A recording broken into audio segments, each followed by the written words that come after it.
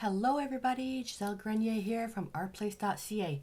This is a different type of video. This is a video being done as a request from one of my YouTube subscribers, and it's from Mustard Seed. So I posted a picture of a project, and it's the vintage Gypsy artist trading card. And one of the questions that she asked, and she says, "Hi again, Giselle. I have another question if you don't mind. I love the mixture you always make with transparent red oxide, which is transparent red iron oxide, and ultramarine blue to get a transparent brown and get that vintage look. But here in Sweden, this transparent red oxide absolutely doesn't exist, and it's so expensive to order from the US. The only thing I found here was quinacridone gold, which I ordered yesterday and I'm eagerly waiting for. Can you do a recipe for achieving that same look with quinacridone gold, please?" So, thank you so much for that question. And as a kind of like a side note off that, I just finished launching a massive course on my website on color mixing. That was the whole thing on color mixing, and going on the whole basis is that you don't have to have 500 colors. The whole thing is you knock your colors down to only what you need and you color mix, because it will save you money. And this is going to be one of those things where we're going to try it. And where I'm stuck is I ran out of burnt sienna. So in the course I showed how to make burnt sienna, which is quite challenging, but I'm waiting for that to come in. So what I'm going to do in this video is take the actual color that Mustard Seed has. It's the exact same brand, exact same color, and I'm going to show her how to get into a transparent red iron oxide. So, and then Massey the cat said transparent oxide isn't available in Germany either. So I look forward to this video. Just FYI, Giselle, my quinacridone gold is with PY150 and PO49. So I don't know, it's a Winsor Newton. I don't know what it looks like because I don't have any Winsor Newton paints. So obviously PY150 is some type of yellow and PO49 is some type of orange. So thinking you could be even make like a burnt orange type of thing. So with what I'm going to show here, hopefully that will be enough to kind of guide you. So the colors that I have are the DecoArt Media Fluid Acrylics, Transparent Red Iron Oxide, Quinacridone Gold, and then I also have Naphtha Red Light and Titanium White. And you'll know why I brought these ones out. And I also have on the side, just to show you that it doesn't really matter whether you use the fluid acrylics or traditions, which is their professional line. Same thing, Naphtha Red Light, Titanium White, and then I have ultramarine blue. All right, so let's, gotta make sure I get my colors right. So I made a little chart here, and I always suggest when we're doing color mixing, you make notes.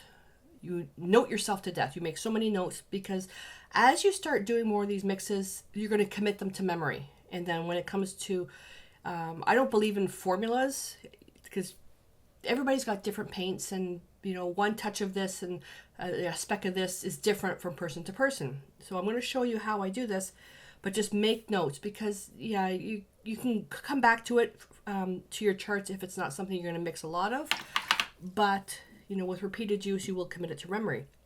So first thing we need to do is find out what color this is. And on camera, the colors will look different because everybody's monitors are different.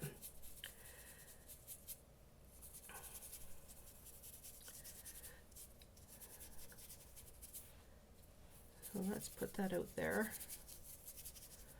Okay, so the transparent red iron oxide is if you think of burnt sienna, that's a really rich.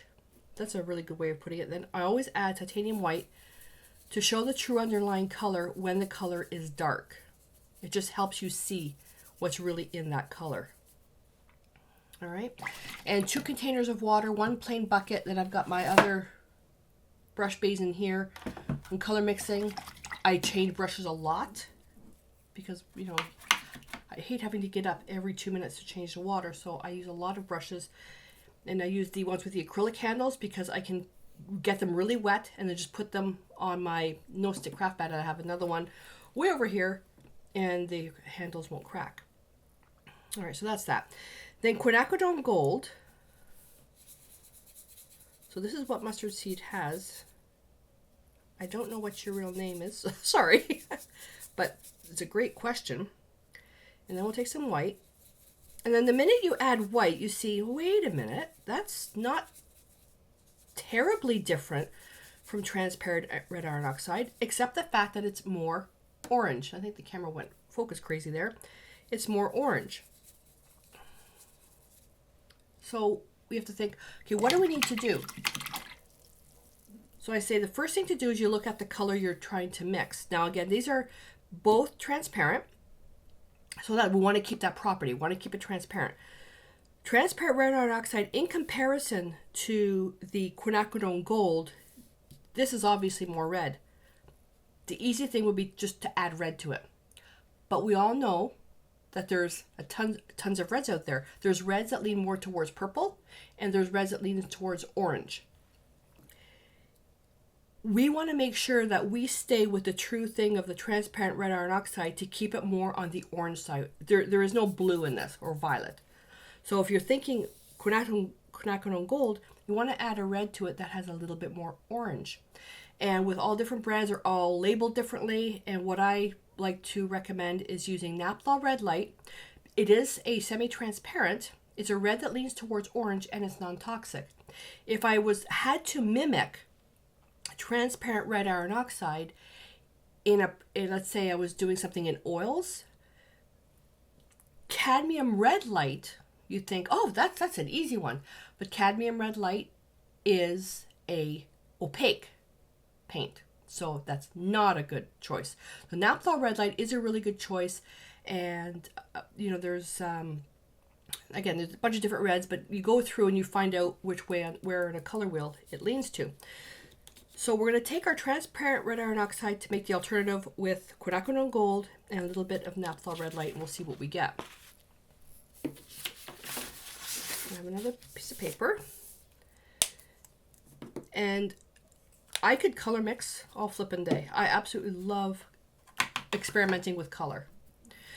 So first thing, we're going to make our note. So we're going to take our Deco Art Media Fluid Acrylics, and we're going to use quinacridone gold, and then we're going to take a touch of Naphthol Red Light, and then we're also going to use titanium white. So now, where'd she go? Chaos has been chasing when you do a hole punch, that little leftover round piece. It's been chasing that all over the place. So let's go back here and let's take our quinacridone gold. Put that on there. With the dirty brush, I'm going to pick up a little bit of Naphthol Red Light. And I'm going to go right over here. And I always kind of go off the paper. Typically I would do this on my mat, but the brown of the mat really changes how you see color. They look completely different because they're transparent. So I'll go off a bit and I'll come in. I'll go right about in the middle. And the other thing, I'm using unprimed paper, which is just sucking up the paint. If you use paper that's been primed with gesso, or maybe like a canvas paper or something like that, then you'll have a bit more movement with your color. We want to add white. Oh, look at that. I was kind of hoping I was going to have to do a bit more work on this. Done. That's it. All I had to do was take a little bit of the quinacridone gold and add a speck of Naphthol Red Light, and then I have my mix. So that's all I had to do. So where you're going to get into trouble is if you don't have Naphthol Red Light, or you're not quite sure what reds that you have. Now I know you've got the fluid acrylic, so the pigment numbers are on the back, which is super important. I would rather you have maybe 10 to 15 of good quality paints with the pigment numbers on them versus 300 pieces of craft paint if you're really wanting to focus on color. So now let's go with that nice beautiful vintage mixture that I always create. So we're going to take a little bit of ultramarine blue. Now this vintage mixture you can also create with burnt sienna. So burnt sienna, ultramarine blue makes a nice Payne's gray. You add more of the burnt sienna, you get something closer to burnt umber. You add more blue, you get the Payne's gray. Right in the middle, you get a chromatic black. And when you're looking for something, now that's more of, you know, real heavy duty color mixing stuff. But when you're looking at more doing, like with the artist trading cards and mixed media, when you're looking for a specific style or specific look, the vintage, you can look at burnt umber, you can look at the burnt sienna, but they're more opaque. They're more semi-transparent to opaque. So it's nice when you know how to mix up the colors. So if I were to take the quinacridone gold, put that there, and the burnt sienna again, I'm out of, so I'm, you know, won't be able to make that mixture out of that. Then add a little bit of the ultramarine blue.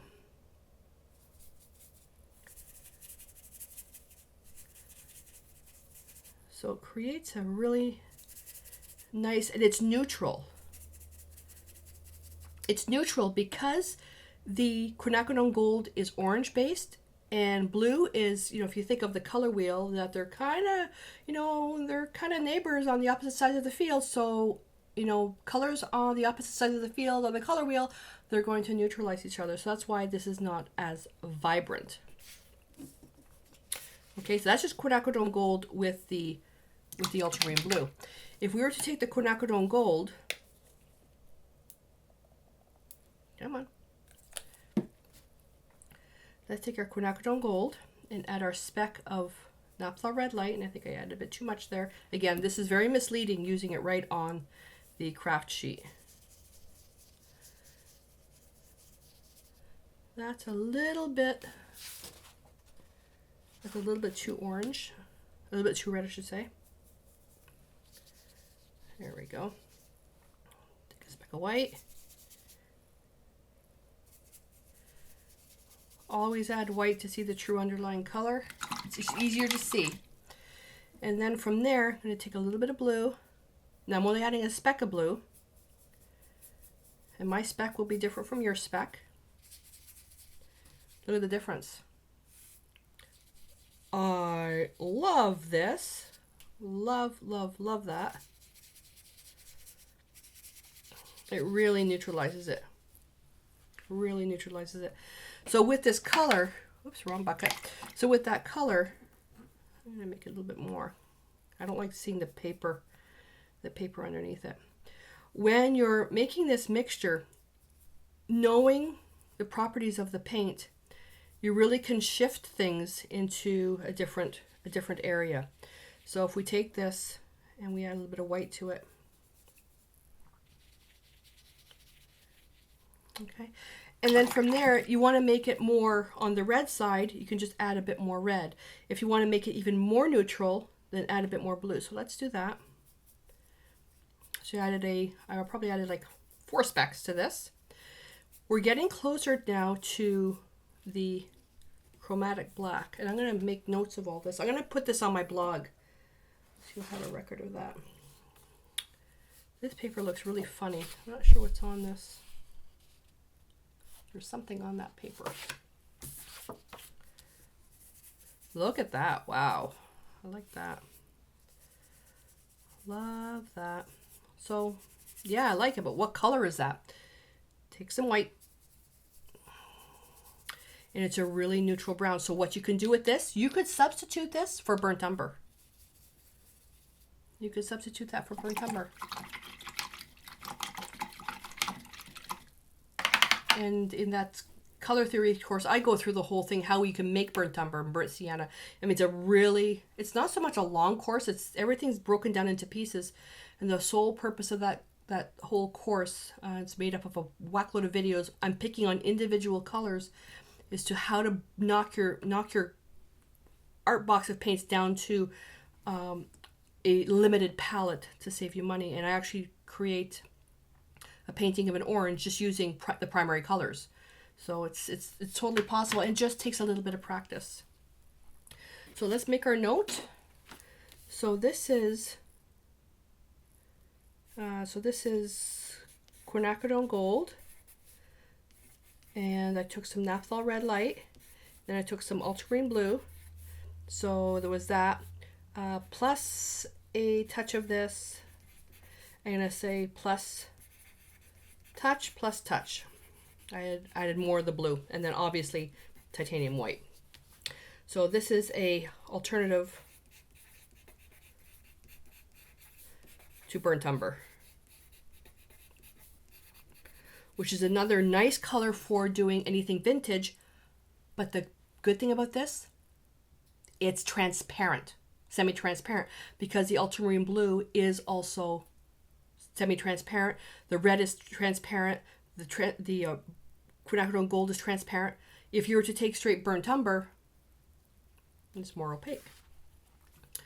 All right, and then this one here is, oh, now I can't remember. This is Quin Gold plus titanium white. So this is Quin Gold, Naphthol red light, and titanium white. And this is Quin Gold, Naphthol red light, and a speck of ultramarine blue. I think I did that, yeah. And then titanium white. You'll know as go on with my videos what my legends mean. So there we go. So I hope this helped. So take a quinacridone gold, a little bit of naphthol red light, and so that will give you something close to transparent red iron oxide. And then you can just add a speck of blue to make your vintagey color, and then just, you know, chart it out first, and there you go. So I hope this helped. Now for Massey the cat, she's got quinacridone gold, which is PY150 and PO49. I unfortunately can't mix that up because I don't know what the color looks like. I don't know what the actual swatch looks like. So when you're on company brand websites and you're looking at those PDFs of their paint swatches, keep in mind those paint swatches look different based on the device you're looking at. So whether it's a phone or a monitor or, you know, your smart TV or whatever, the swatches will all look different. If you have a local art store, you go to the art store, and I know I can do this because the people where I go shopping, they know what I do.